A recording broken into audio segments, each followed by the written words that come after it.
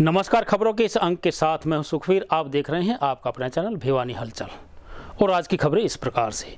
शुक्रवार को छोटी काशी के विभिन्न मंदिरों में नवरात्रों के दूसरे दिन माता ब्रह्मचारिणी की पूजा अर्चना की गई। माता की पूजा अर्चना करने पर मिलता है भक्तों को अनंत फल, यह कहना है अंतर्राष्ट्रीय महंत डॉक्टर अशोक गिरी महाराज का। वहीं उन्होंने कहा कि माता ब्रह्मचारिणी को सफ़ेद वस्तुएं अर्पित करते हुए ओम एम नमः का जाप करने से हर प्रकार की मनोकामना पूर्ण होती है। नवरात्रि पर्व के दूसरे दिन मां के ब्रह्मचारिणी स्वरूप की उपासना की जाती है। इनको ज्ञान, तपस्या और वैराग्य की देवी माना जाता है। कठोर साधना और ब्रह्म में लीन रहने के कारण इनको ब्रह्मचारिणी कहा गया है। विद्यार्थी और तपस्वियों के लिए इनकी पूजा बहुत ही शुभ और फलदायिनी होती है। यह बात स्थानीय हलवास गेट स्थित सिद्धपीठ बाबा जहरगिरी आश्रम के पीठाधीश्वर अंतर्राष्ट्रीय श्री महंत जूना अखाड़ा डॉक्टर अशोक गिरी महाराज ने नवरात्रों के दूसरे दिन उपस्थित श्रद्धालुओं को संबोधित करते हुए कही। श्री महंत ने कहा कि मां ब्रह्मचारिणी की उपासना के समय पीले अथवा सफ़ेद वस्त्र धारण करना चाहिए। मां को सफ़ेद वस्तुएं अर्पित करें, जैसे कि मिश्री, शक्कर या पंचामृत। पूजा के समय ज्ञान और वैराग्य का कोई भी मंत्र जपा जा सकता है। मां ब्रह्मचारिणी के लिए ओम एम नमः का जाप करें। जलीय आहार और फलाहार पर विशेष ध्यान देना चाहिए। श्री महंत ने कहा कि इस दिन सफ़ेद वस्त्र धारण करके पूजा करनी चाहिए। माता के मंत्रों के साथ चंद्रमा के मंत्रों का भी जाप करें। माता को चांदी की वस्तु भी समर्पित करें। इस दिन शिक्षा तथा ज्ञान के लिए मां सरस्वती की उपासना भी करें। उन्होंने कहा कि नवरात्रि के दूसरे दिन मां ब्रह्मचारिणी को शक्कर का भोग लगाया जाए। भोग लगाने के बाद घर के सभी सदस्यों को दें। ऐसा करने से घर के सभी सदस्यों को लंबी आयु का वरदान मिलता है। और मां ब्रह्मचारिणी का दिवस है। द्वितीयम तो ब्रह्मचारिणी, ब्रह्मचर्य अर्थात ब्रह्मचारी शीलस्य वैवाप्नोति परम पदम। जो ब्रह्मचारी के साधना द्वारा ब्रह्म जो हम आचरण करते हैं, जो साधक साधना करते हैं, जो साधना की जो इच्छाएं हैं, जो फल है, उसको माँ सहज रूप से साधक की संपन्नता तक पहुंचाती है। ब्रह्मचारी जीवन का अद्भुत स्वरूप है। हम बाल्यकाल से लेके जो 4 वानप्रस्थ आश्रम बताए गए हैं संन्यास में या गृहस्थ में, प्रथम ब्रह्मचार्य, द्वितीय गृहस्थ, तो उसी ब्रह्मचारी रूप में रहकर जो व्यक्ति साधक संपन्नता प्राप्त कर जाता है ईश्वर इत्यादि प्रतिष्ठा द्वारा, वो माँ भगवती का ध्यान करता है। द्वितीय दिवस आज माँ का षोडशोपचार पूजन किया गया और माँ भगवती की अनुरूप कृपा के द्वारा जो बीजक साधक है और जो संपूर्ण साधक है, वो साधना द्वारा याचक साधना करते हैं। और षोडशोपचार पूजन, अर्चन, अर्घन, देवी की स्तुति और महिमा का अनंत गुण है, जो कि महिमा पारंते प्रमिद्विषो। बड़े विद्वान माँ की महिमा का उल्लेख अपनी जीवा से नहीं कर सकते। हम केवल अपने भाव से, सामग्रियों से या मनचित भावेन, जो मन के भाव हैं, उन द्वारा भी हम माँ को प्रसन्न कर सकते हैं। नवरात्रि में शक्ति आराधना का दिवस है। नवरात्रि अर्थात 9 देवियों शक्ति। तो द्वितीय दिवस पे आदमी ब्रह्मचारी रूप में साधन करे। जो ब्रह्मचारी है, जिसका आचरण ब्रह्ममय है, वह साधक सफल है और उस पर माँ की कृपा है। नवरात्रि अर्थात 9 दिवसीय माँ की साधना 9 दिवसीय करती है। ये ब्रह्मांडीय खगोलीय विद्या है, ज्योतिष विद्या। उसके अंदर तिथियों का अगन और विगन, वृद्धि और वृद्धि, कभी घटते कभी बढ़ते हैं। साधक को इन परिस्थितियों को छोड़कर जो साधना है उस पर ध्यान दे। अष्टभुजा माँ की अष्ट परमेश्वरी, एक परमेश्वर जो माँ की 8 भुजाएं हैं, उन रूप का ध्यान करके अष्टमी की, और कहा गया कि अष्टमी महापूजन प्रियंते, अष्टमी की महापूजन कहा गया है। नवरात्रि करते हैं कई घरों में और कई गृहस्थियों के यहाँ अष्टमी पूजन पर, अष्टमी रात्रि पर भी विसर्जन होता है। तो माँ सबको समय समय पर अवसर देती है कि किस अवस्था में क्या करना है। बीते अनेक दिनों से अपने विभिन्न मांगों को लेकर अनिश्चितकालीन धरने पर बैठी आंगनवाड़ी कार्यकर्ता व हेल्पर्स ने शुक्रवार को भिवानी महेंद्रगढ़ सांसद चौधरी धर्मवीर सिंह के निवास स्थान का घेराव किया। इस अवसर पर यूनियन प्रतिनिधियों द्वारा सौंपे गए ज्ञापन के माध्यम से सांसद महोदय ने सभी मांगों को जायज ठहराते हुए इस बारे में मुख्यमंत्री से बात करने का आश्वासन दिया। आंगनबाड़ी वर्कर्स एवं हेल्पर्स बीते लंबे समय से अपनी मांगों को लेकर प्रत्येक जिला मुख्यालय पर धरना प्रदर्शन देकर अपना रोष जता रहे हैं।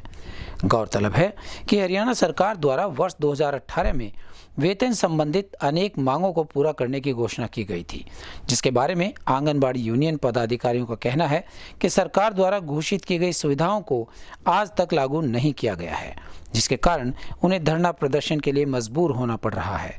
शुक्रवार को उन्होंने नारेबाजी करते हुए भिवानी महेंद्रगढ़ सांसद चौधरी धर्मवीर सिंह के आवास पर घेराव करते हुए उन्हें एक मांग पत्र भी सौंपा।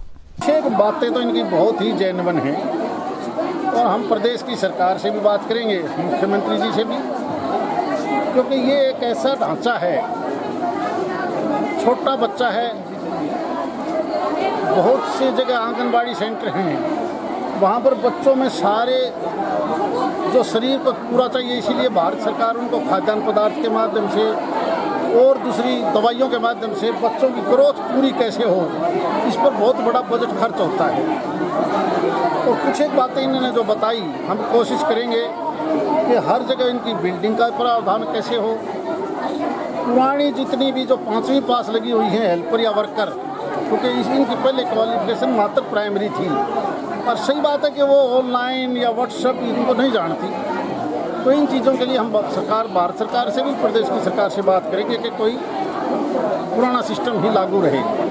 अगर कहीं अनाज की सड़े हुए की शिकायत आती है, कम आती है, उसके लिए यदि इनकी अपनी जो सही जेन्युइन बात है, और इन्होंने बहुत सी जेन्युइन बात लिखी है, हम कोशिश करेंगे कि उनका समाधान हो। ये देखो जी, हमने आज सांसद महेंद्र भिवानीगढ़ के जो सांसद हैं धर्मवीर सिंह, इनको ज्ञापन दिया है हमारी मांगों के बारे में। हमारी जो समस्याएं थी उनके बारे में अवगत करवा दिया गया है, और माननीय मंत्री जी ने हमें आश्वासन दिया है कि ये जो सभी जो मांगे हमारी हैं इनको ऊपर तक भिजवाने का काम करेंगे और हमारा पूरा सहयोग करेंगे। तो ये हमारा रूटीन के तहत मंत्री जी को ज्ञापन दिया है।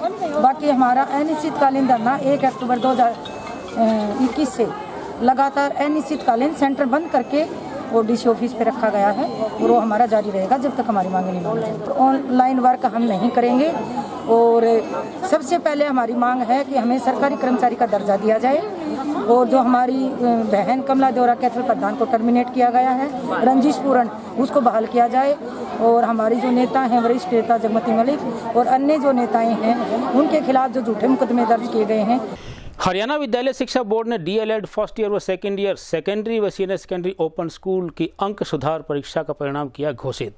इस बारे में शुक्रवार को board chairman doctor Jagbir Singh, उपाध्यक्ष वीपी यादव व सचिव कृष्ण कुमार ने संयुक्त रूप से प्रेस वार्ता को संबोधित करते हुए ये जानकारी दी। बोर्ड अध्यक्ष डॉक्टर जगबीर सिंह, उपाध्यक्ष श्री वीपी यादव और सचिव श्री कृष्ण कुमार ने प्रेस वक्तव्य में कहा कि वार्षिक प्रणाली के तहत डीएलएड प्रथम वर्ष 2020 रेगुलर परीक्षा में 13,768 विद्यार्थी प्रविष्ट हुए, जिनमें से 7,336 उत्तीर्ण रहे और 6,213 छात्र अध्यापकों को रीअपियर आई है, जिनकी पास प्रतिशतता 53.28 रही।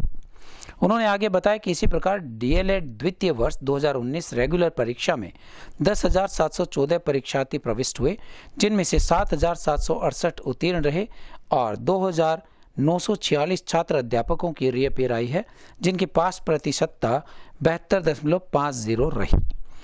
इसी प्रकार डीएलएड प्रथम वर्ष 2019 रीअपियर परीक्षा में 2,046 परीक्षार्थी प्रविष्ट हुए, जिनमें से 1,265 उत्तीर्ण रहे और 781 छात्र अध्यापक फेल रहे, जिनकी पास प्रतिशतता 61.83 रही। वहीं उन्होंने आगे बताया कि डीएलएड प्रथम वर्ष 2018 रीअपियर परीक्षा में 425 परीक्षार्थी प्रविष्ट हुए, जिनमें से 176 उत्तीर्ण रहे और 249 छात्र अध्यापक नॉट फिट फॉर डिप्लोमा रहे, जिनकी पास प्रतिशतता 41.41 रही। उन्होंने बताया कि डीएलएड द्वितीय वर्ष 2018 रीअपियर परीक्षा में 1,167 परीक्षार्थी प्रविष्ट हुए, जिनमें से 807 उत्तीर्ण रहे और 360 छात्र अध्यापक नॉट फिट फॉर डिप्लोमा रहे, जिनकी पास प्रतिशतता 69.15 रही। बोर्ड सचिव ने बताया कि परीक्षा के संस्थावार परिणाम शीट्स संस्थाओं की लॉगिंग आईडी पर भेजी जाएगी और परीक्षा में रीअपियर या फेल रहे छात्र अध्यापकों के आगामी परीक्षा हेतु आवेदन पत्र भी संबंधित संस्था की लॉगिन आईडी पर उपलब्ध पैनल के माध्यम से ऑनलाइन ही भरे जाएंगे। वहीं बोर्ड अध्यक्ष डॉक्टर जगबीर सिंह, उपाध्यक्ष श्री वीपी यादव और सचिव श्री कृष्ण कुमार ने प्रेस वक्तव्य में यह भी बताया कि सेकेंडरी मुक्त विद्यालय अंक सुधार परीक्षा का परिणाम 48.52% रहा और सीनियर सेकेंडरी मुक्त विद्यालय अंक सुधार परीक्षा का परिणाम 52.96% रहा। उन्होंने आगे बताया कि परीक्षार्थी अपनी उत्तर पुस्तिका की पुनः जांच या पुनर्मूल्यांकन निर्धारित शुल्क सहित परिणाम घोषित होने की तिथि से 20 दिन तक ऑनलाइन आवेदन कर सकते हैं। 7 सितंबर से लेकर के 22 सितंबर तक उसमें सेकेंडरी के 270 विद्यार्थियों ने परीक्षा दी, जिसमें से 131 विद्यार्थी उत्तीर्ण रहे, जिसमें 238 छात्राओं ने और 120 छात्रों ने भाग लिया, जिनकी पास प्रतिशत 50.42% रही। सेकेंडरी परीक्षा की 32 छात्रों ने भाग लिया, जिसमें से 11 छात्र पास हुए, जिनकी पास प्रतिशत 34.38% रही। इसी प्रकार 12वीं की सीनियर सेकेंडरी की मुक्त विद्यालय की परीक्षा में का परिणाम 52.96% रहा। सीनियर सेकेंडरी में 1569 विद्यार्थी प्रविष्ट हुए, जिनमें से 831 उत्तीर्ण रहे। सीनियर सेकेंडरी की परीक्षा में 1120 छात्रों ने भाग लिया, जिसमें से 546 छात्र पास हुए, जिनकी पास प्रतिशत 48.75% रही। सीनियर सेकेंडरी परीक्षा में 469 छात्राओं ने भाग लिया, जिसमें से 285 छात्राएं पास हुई और 63.47% पास प्रतिशत रही। परिणाम घोषित होने की तिथि 20 दिन के अंदर पुनर्जांच और पुनर्मूल्यांकन के लिए विद्यार्थी अप्लाई कर सकते हैं और मार्च की परीक्षा में जो बच्चे फेल रहे हैं आज दोबारा से परीक्षा दे सकते हैं। इसमें विशेष बात ये रही कि 2 तरह के परीक्षार्थी थे। एक वो विद्यार्थी थे जिन्होंने इम्प्रूवमेंट फुल और पार्शियल इम्प्रूवमेंट के लिए भरा था, ऐसे 1030 विद्यार्थी थे ये, और कुछ ऐसे विद्यार्थी थे जो बोर्ड ने परीक्षा परिणाम दिया था 10वीं 12वीं का, उन्होंने कहा था हम बोर्ड के परीक्षा परिणाम से संतुष्ट नहीं है, ऐसे 1480 विद्यार्थी थे। उन विद्यार्थियों में से भी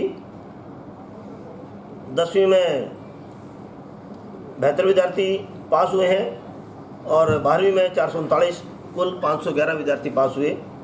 और जो रीपेयर जिनकी दोबारा से आ गई है, जो हमने 33% पास कर दिए थे, वो 33% अंक भी प्राप्त नहीं कर सकते। ऐसे विद्यार्थी 10वीं में 96 विद्यार्थी हैं और 12वीं में 488 विद्यार्थी हैं। कुल मिलाकर 584 विद्यार्थी ऐसे हैं जो बोर्ड ने एवरेज मानते हुए 33% अंकों से पास कर दिए थे, ऐसे वो 584 विद्यार्थी फेल हो गए। 19 अगस्त से लेकर के 31 अगस्त तक जेबीटी प्रथम वर्ष और द्वितीय वर्ष 2018, 2019 और 2020 की प्रथम वर्ष की परीक्षा ली थी, जिसमें 18 प्रथम वर्ष के 433 विद्यार्थियों ने परीक्षा दी थी, जिसमें से नॉट फिट फॉर डिप्लोमा 249 विद्यार्थी रहे और 176 विद्यार्थी पास हुए। इसी प्रकार 2018 के सेकेंड ईयर के 1193 विद्यार्थियों ने परीक्षा दी, जिसमें से नॉट फिट फॉर डिप्लोमा 360 विद्यार्थी रहे और 807 विद्यार्थियों ने परीक्षा पास की। इसी प्रकार 2019 के प्रथम वर्ष के 2063 विद्यार्थियों ने परीक्षा दी, जिसमें से 1265 विद्यार्थी पास हुए। इसी प्रकार 2019 के द्वितीय वर्ष के 11,655 विद्यार्थियों ने परीक्षा दी थी, जिसमें 7,768 विद्यार्थी पास हुए और 2,946 विद्यार्थियों को रीपेयर आया। इसी प्रकार जो बीएड जेबीटी प्रथम वर्ष के विद्यार्थी थे 2020 के, उनके 13,768 विद्यार्थियों ने परीक्षा दी थी, जिसमें से 7,333 विद्यार्थी पास हुए, 6,206 विद्यार्थियों के रीपेयर आई और 110 विद्यार्थियों का रिजल्ट अवेटेड है। आज all India education secretary doctor Anita Kalwad IAS ने आज पूरे देश भर के चेयरमैनों की और बोर्ड सेक्रेटरीज की मीटिंग ली थी। उसमें हमारे बोर्ड की तरफ से एक सवाल पूछा गया था कि क्या हम जो हरियाणा में CBSE, ICSE, कैम्ब्रिज, IB अन्य बोर्डों के विद्यार्थी जो हमारे हरियाणा में रहते हैं, उन सब की हम 8वीं की परीक्षा ले सकते हैं। तो उन्होंने कहा केवल केंद्रीय विद्यालय और नवोदय विद्यालय छोड़ करके जो आपसे NOC लेते हैं आप उन सब की परीक्षा ले सकते हो। आज के का ये उत्तर है। शुक्रवार को नगर परिषद कर्मचारियों द्वारा व ट्रैफिक पुलिस के द्वारा संयुक्त रूप से सर्कुलर रोड पर विशेष अतिक्रमण हटाओ अभियान चलाया गया। इस बारे में traffic police sub inspector Ramniwas व नगर परिषद कर्मचारी पुरुषोत्तम दानव ने बताया कि संयुक्त रूप से चलाए गए अतिक्रमण हटाओ अभियान के दौरान फुटपाथ पर रखे गए सामान को हटवाकर दुकानदारों को भविष्य में अतिक्रमण नहीं करने की चेतावनी दी गई। भिवानी के हांसी गेट से महम गेट तक नगर परिषद भिवानी में ट्रैफिक पुलिस के साथ मिलकर के अतिक्रमण हटाओ अभियान चलाया। गौरतलब है कि लॉकडाउन खुलने के बाद बाजारों में खरीदारों की भीड़ बढ़ रही है। इसी के चलते नगर परिषद व यातायात पुलिस ने संयुक्त अभियान चलाया। भिवानी के हांसी गेट से लेकर महम गेट तक दुकानों के आगे रखे होर्डिंग्स और अन्य सामान उठाकर ट्रैक्टर ट्रॉली में डाल दिए गए। रामनिवास शर्मा सब इंस्पेक्टर ने बताया कि ट्रैफिक पुलिस और नगर परिषद ने मिलकर भिवानी शहर में अतिक्रमण हटाओ अभियान चलाया है। इसके साथ ही साथ होर्डिंग सड़क पर रखने के कारण वाहनों को खड़ा करने में भी परेशानी का सामना करना पड़ता है। उन्होंने दुकानदारों से अपील की कि दुकानदार अपनी दुकान के अंदर ही सामान सीमित रखें, अन्यथा सामान को जब्त कर लिया जाएगा और चालान भी किया जाएगा। उधर पुरुषोत्तम दानव नगर परिषद कर्मचारी ने बताया कि लॉकडाउन खुलने के बाद बाजारों में काफ़ी भीड़ बढ़ गई है, जिसके साथ साथ दुकानदार फुटपाथ पर भी अपना सामान और होर्डिंग्स रख रहे हैं, जिससे आने जाने वाले आम नागरिकों को काफ़ी असुविधा रहती है।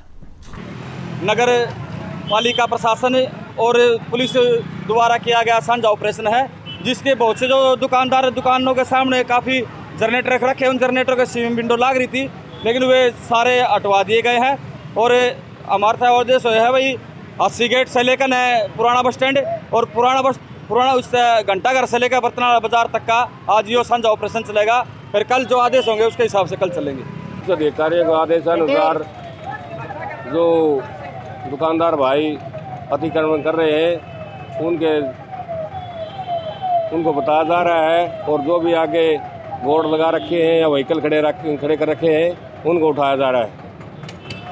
दुकानदार भाइयों से यही अपील कर रहे हैं, आगे त्योहारों का सीजन आ रहा है, अब अपने सामान को दुकान के अंदर रखें, ज़्यादा बार न लगाएं, और जो आपके पास जो कस्टमर आता है उसको भी बोलें ताकि भी अपना व्हीकल साइड में करें, पार्किंग में लगाएं, यही अपील कर रहे हैं। आज के अभियान की क्या विशेषता रही है सर? आज के अभियान की विशेषता है यही, जो अतिक्रमण कर रहे हैं वो हटाए गए हैं, और जो जनरेटर है उनको अभी टाइम दिया है आध घंटे का, वो आध घंटे में।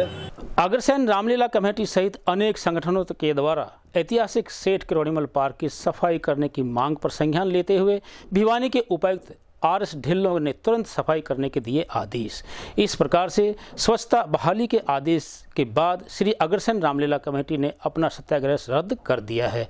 वहीं उन्होंने जिले के उच्च अधिकारियों के साथ पार्क को सफाई करने के निर्देश दिए। ऐतिहासिक सेठ किरोड़ीमल पार्क की स्वच्छता बहाल करने को लेकर श्री अग्रसेन रामलीला कमेटी सहित अनेक संगठनों ने विरोध जताया था और मांग की थी कि यह समस्या एक दिन में हल नहीं हुई तो वे सत्याग्रह करेंगे, लेकिन अब सत्याग्रह रद्द कर दिया गया है। जिला उपायुक्त श्री आर.एस. ढिल्लों और जिला अतिरिक्त उपायुक्त राहुल नरवाल ने संयुक्त रूप से मौके पर पहुंचकर पार्क में फैली गंदगी का संज्ञान लिया। जिन लोगों ने मलबा और कूड़ा डाला था उन ठेकेदारों विभागों को मौके पर बुलाकर कूड़े का उठान शुरू करवा दिया गया तथा नागरिक अस्पताल में बन रहे ऑक्सीजन प्लांट की मिट्टी भी यहां ठेकेदारों द्वारा डाली गई थी, उसका उठान भी शुरू कर दिया गया है। जिला उपायुक्त आर.एस. ढिल्लों ने कहा कि यह जमीन सेठ किरोड़ीमल द्वारा ट्रस्ट को समर्पित कर जनहित के लिए पार्क के रूप में छोड़ी गई थी। उन्होंने कहा कि इसमें गंदगी और मलबे डालने की शिकायत उनके पास आई तो इस बात को संज्ञान में लेते हुए उन्होंने संबंधित विभाग के ठेकेदारों को मौके पर बुलाया और कूड़े का उठान शुरू करवा दिया। उन्होंने कहा कि श्री अग्रसेन रामलीला कमेटी के द्वारा इस पार्क में भिवानी की सबसे बड़ी रामलीला का मंचन किया जाता है और दशहरे जैसा पवित्र पर्व भी मनाया जाता है, इसीलिए यहाँ पर पार्क को जल्द से जल्द ठीक करवाया जा रहा है। तो ये समस्या बनी हुई थी, एक प्रकार से गंदगी भी डाली गई थी। पार्क ऐतिहासिक पार्क है, तो इसके लिए आपने शुद्धि है, क्या करना चाहिए सर? नहीं, पार्कों की तो सब जगह ही शुद्धि हो रही है। अभी ये जो किरोड़ीमल पार्क है हमारे बहुत पुराना पार्क जो ट्रस्ट की ज़मीन पर है, उस पर जो भी हमारे लिए जो दशहरे का जो फेस्टिवल है उसमें ट्रस्ट के जो हैं सारे लोग, हमारी सोसाइटी के लोग और हमारे जो भी हम इवन ऑफिशियल्स, हम ये चाहेंगे कि सारा कुछ ये प्रोग्राम ठीक ठाक हो। उसी की देखरेख के लिए कि कैसे ये प्रोग्राम होगा, अच्छा होगा, दशहरा मनाया जाए। हमारा पूरा भिवानी का ये सबसे बड़ा यहाँ पर लोग उस दिन हमारा पवित्र दशहरे पर इकट्ठे होंगे कि सबके लिए ठीक रहे और हमारा जो भी कार्यक्रम हो वो तकरीबन अभियान तो चल रहा है, स्वच्छता ये अभियान तो चल रहा है, आपने देख भी लिया होगा। स्वच्छता सिर्फ हम अकेले नहीं कर सकते, ये कम्युनिटी पार्टिसिपेशन होता है जो बहुत ज़रूरी होता है। इस करके मैंने कम्युनिटी को साथ हम सारे इकट्ठे होके ही इस पर कुछ कर सकेंगे। ये मेरा कूड़ा, ये हमारा कूड़ा है जो हम ही ने किया है, ठीक है, वो जो हम ही ने किया है वो हम ही ने किया, तो हम ही का उसको सुधार करना पड़ेगा। शहर की सामाजिक संस्थाओं के लेकर जो कल का धरना प्रदर्शन की तैयारी करके प्रशासन को अलर्ट किया था, प्रशासन ने तुरंत प्रभाव से संज्ञान लेकर उपायुक्त महोदय ने व एडीसी साहब ने यहाँ का जो अड़ंगा पड़ा है, मलबा पड़ा है, उसका टेंडर लगा के यह मलबा का कार्य शुरू हो गया है। प्रशासन ने पूरा सहयोग की अपील की है और प्रशासन ने कहा भी आप इस धरने प्रदर्शन को स्थगित करो, हम आपका जो भी कार्य है पूर्ण रूप से आपके पार्क को बिल्कुल साफ सुथरा बना के देंगे। साथ ही प्रशासन ने कहा भी अगर कोई भी यहाँ शहर का आदमी अड़ंगा मलबा किसी प्रकार की मिट्टी घेरेगा तो प्रशासन उस पर कानून कार्रवाई करने के लिए बाध्य होगा। सभी शहरवासियों से प्रार्थना है कि किरोड़ी परमल पार्क की व्यवस्था का देखते हुए यहाँ किसी प्रकार का कोई मलबा अड़ंगा घेरता पाएगा उसके ऊपर हम पूरी तरह से FIR लॉन्च कराने के लिए प्रयास रहेंगे। ग्रामीण उपभोक्ता अब ऑनलाइन कर सकेंगे अपने पानी के बिलों का भुगतान, नहीं लगाने पड़ेंगे जन स्वास्थ्य विभाग के चक्कर। यह जानकारी जन स्वास्थ्य विभाग के अधीक्षक अभियंता जसवंत सिंह नरवाल ने अपने कार्यालय में ली गई अधिकारियों की बैठक में दी। वहीं उन्होंने उपभोक्ताओं की पेयजल व सीवरेज की संबंधित समस्याओं को शीघ्र हल करने के आदेश भी दिए। जल जीवन मिशन में ऑनलाइन पेयजल बिल भरने की शुरुआत ग्रामीणों को भी करनी चाहिए। यह बात जन स्वास्थ्य अभियांत्रिकी विभाग के अधीक्षक अभियंता जसवंत सिंह नरवाल ने मीटिंग हॉल में अधिकारियों को संबोधित करते हुए कही। उन्होंने कहा कि जल जीवन मिशन के तहत ग्रामीण उपभोक्ताओं के बिल विभाग द्वारा मोबाइल पर मैसेज के द्वारा भेजे गए हैं। उन्होंने बताया कि पेयजल उपभोक्ता को पानी का बिल भरने के लिए अब विभाग के चक्कर लगाने की जरूरत नहीं है। उपभोक्ता अब अटल सेवा केंद्र से या अपने मोबाइल से जन स्वास्थ्य अभियांत्रिकी विभाग की साइट पर गूगल पे के माध्यम से अपने पानी का बिल भर सकते हैं। इसके अलावा उमंग ऐप से भी उपभोक्ता अपने पानी का बिल भर सकते हैं। उन्होंने अधिकारियों को निर्देश दिए कि उपभोक्ता तक साफ पानी पहुँचना हमारी जिम्मेवारी है।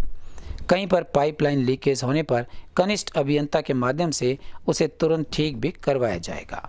देखिएगा, जल जीवन मिशन के तहत अब ये सुविधा पेयजल उपभोक्ताओं को दी जा रही है, खासकर ग्रामीण क्षेत्रों के लिए, कि वो और शहरी भी भर सकते हैं, भर रहे हैं, पर ग्रामीण जो है वो कम भर रहे थे।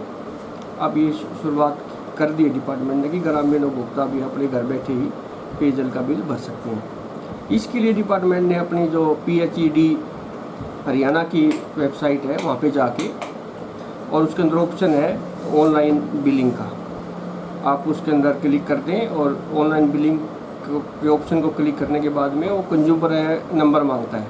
वो कंज्यूमर नंबर भरने के बाद में वो सारी ऑप्शन आ जाती हैं और उसमें जितना बिल भी आपका दिखाया हुआ है 200, 300, 500 जितना भी है वो आप भर के ऑनलाइन भर सकते हैं। दूसरा, आप ऐप पे बिल के माध्यम से भर सकते हैं। जितने भी सोशल मीडिया के और ये इलेक्ट्रॉनिक्स मीडिया के साधन हैं बिल भरने के, जैसे आप बिजली का बिल भरते हैं, ऐसे ही आप पानी का बिल भी आप भर सकते हैं। उससे बेनिफिट ये मिलेगा कि एक तो वो रसीद वाला चक्कर ख़त्म हो जाएगा, क्योंकि एक बार जब आप बिल भर देते हैं तो चाहे 5 साल बाद भी आप देख सकते हैं, आपका ऑनलाइन रिकॉर्ड दर्ज हो जाता है कि मैं आपने उस तारीख को इतने रुपए डिपार्टमेंट को जमा कराए हैं।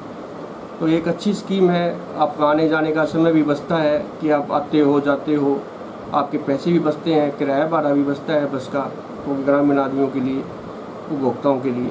तो ये एक अच्छी स्कीम है कि आपको पूरा दिन बचेगा, आने जाने का किराया बचेगा। भिवानी में अमावस्या के दिन एक बार फिर से भक्तों की श्रद्धा बनी गौ हत्या का कारण, यह कहना है गौ सेवक व जिला अध्यक्ष संजय परमार का। शुक्रवार को उन्होंने भिवानी में 15 गायों की हत्या के बाद सड़क पर धरना देकर अपना रोष व्यक्त किया। वहीं सूचना पाकर SDM संदीप अग्रवाल व DSP वीरेंद्र सिंह ने मौके पर पहुंचकर गौ सेवकों को समझाते हुए इस बारे में मास्टर प्लान बनाने का आश्वासन दिया। निश्चित तौर पर हर साल गायों की मौत से लोगों को सबक लेकर जागरूक होने की जरूरत है, क्योंकि ऐसा ना हो कि आपकी छोटी सी अज्ञानता धर्म की जगह अधर्म करवाकर आपको पाप का भागीदार बना दे। जी हाँ, भिवानी में एक बार फिर श्रद्धा जानलेवा बनी है। श्राद्ध की अमावस्या के दिन ज़रूरत से ज़्यादा खाना खिलाने से इस बार भी करीबन 15 से ज़्यादा गायों की मौत हो गई है, जिसे लेकर गौ सेवकों ने मृत गायों को लेकर सड़क पर धरना दिया और अपना रोष जताया। SDM के आश्वासन देने पर ही गौ सेवकों का गुस्सा शांत हुआ। बता दें कि हर साल श्राद्ध की अमावस्या के दिन पितरों को खुश करने के लिए गायों को रोटी व पूरी खिलाने की परंपरा है, पर यह परंपरा हर साल दर्जनों गायों की जान ले रही है। इस बार भी भिवानी में ज़रूरत से ज़्यादा भोजन खिलाने से 15 गायों की मौत हो गई और 50 के करीब गायों की हालत खराब बनी हुई है। गायों की मौत पर गौ सेवकों में रोष पनप गया। सभी मृत गायों को ट्रॉलियों में डालकर गौ सेवक रोहतक गेट पहुंचे और यहां पर अपना धरना देकर बैठ गए। सूचना पाकर एसडीएम संदीप अग्रवाल और डीएसपी वीरेंद्र सिंह पुलिस बल सहित मौके पर पहुंचे और गौ सेवकों को समझाने का प्रयास किया। वहीं गौ सेवक संजय परमार ने बताया कि श्राद्ध की अमावस्या के दिन हर साल की तरह इस साल भी भिवानी में जरूरत से ज्यादा भोजन खिलाने से अनेक गायों की मौत हो गई है। आगे से ये मौत ना हो और लोग गली मोहल्ले के बजाय धर्म के नाम पर गायों का भोजन केवल गौशाला में दान दे। इसके लिए प्रशासन ने कमेटी बनाने और ना मानने वालों पर सख्त कार्रवाई करने का भरोसा भी दिया। जवाबदेही तय करने के लिए आज हमने थोड़ा सा विरोध प्रदर्शन किया था, भी जवाबदेही तय की जाए।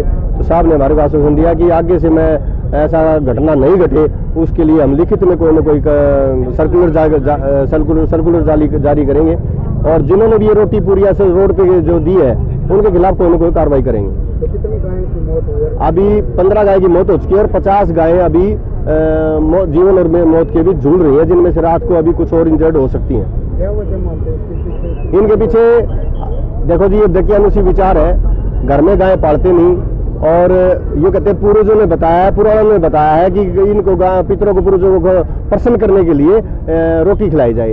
अरे महानुभाव, पितरों पूर्वजों ने अगर बताया है तो उन्होंने ये बताया घर में गाय पालो। घर में गाय पालते नहीं, सुबह उठती घर के आगे आते गाय के लठ मारे हुए और माउस वाले दिन इसको ये कनाकतिया माउस है, इस दिन आगे गाय को ढूंढेंगे। एक गाय 2 किलो से ज्यादा अनाज नहीं खा सकती। ये बात समझ में नहीं आ रही इन लोगों को। 2 किलो से ज्यादा अनाज खिला खिला के इनको है ना ओवर ईटिंग की वजह से अफार आगे मर जाती है गाय। संज्ञान में आया है कि जो गायें हैं उनको कल मावस में सभी जनता वासियों ने रोटी सब्जी पूरी जो भी है खीर वगैरह उनको खिलाई है, जिससे एक अनुचित है और गाय को अननेसेसरी फूड मिल जाता है भोजन। और किसी ने हो सकता है कि खिलाते समय कोई कागज कोई थैली वगैरह भी खिला दी हो, जिससे कि जैसा बताया जा रहा है कि 8 से 10 गाय का देहांत हो गया है, जो 15 का हो गया है। तो बहुत दुख का विषय है। तो एक तो मैं जनता से ये अपील करूंगा कि आगे ऐसा प्रशासन को स्ट्रिक्ट कदम उठाना पड़ेगा। यदि अब से कभी भी गाय को अननेसेसरी खाना खिलाया जाए, जिसको दान देना है, जिसको अपने मन से कर्म करना है, वो गौशाला में जाके दान दे, चारा खिलाए।